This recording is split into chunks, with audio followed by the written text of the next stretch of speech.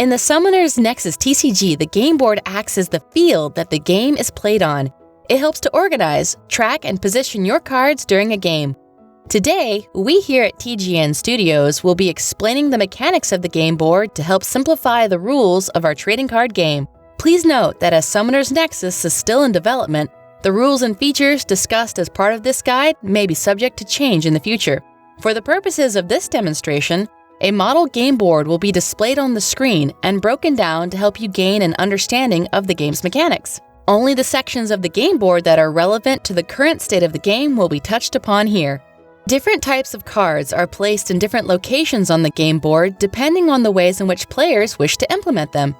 A guide on understanding the different card types will be made available after this one. The board is divisible into two halves, one belonging to you and the other belonging to your opponent.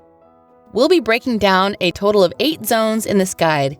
Please note that each zone that you have is also afforded to your opponent on their side of the field. Firstly, we'll discuss the combative zones. In the previous guide, it was explained that this game is played using avatars, runes, and relics. Of these 3 card types, only avatars are generally placed in the combative zones.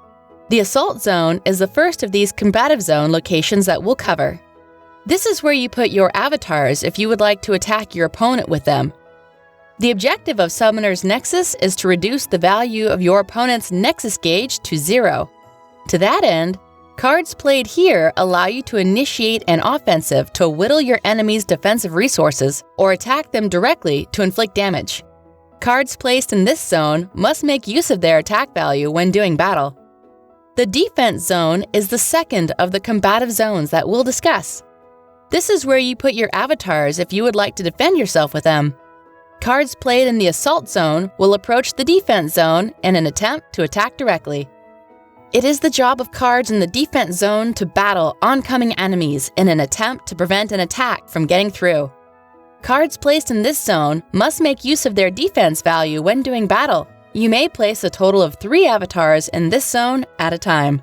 The counter zone is the third combative zone. This is where you put your avatars if you would like to counter an opponent's attacking card with them. When approaching the defense zone, attacking cards will pass through a checkpoint on the board.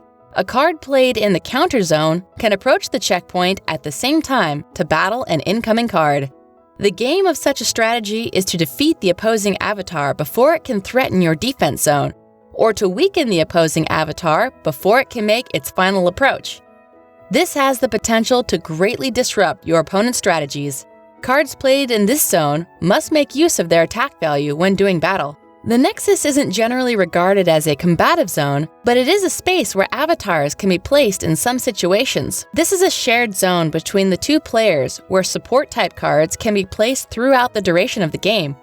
It is a symbolic representation of the Nexus shared between all summoners. As a result, cards placed in the Nexus do not battle each other, as it is considered neutral space.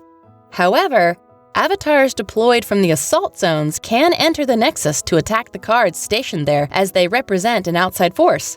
An avatar that enters the Nexus through this external method is destroyed at the end of the turn.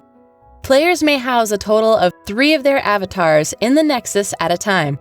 You may only place 1 support-type card in the Nexus in a given turn unless an effect dictates otherwise. Moving on, let's discuss the casting zone.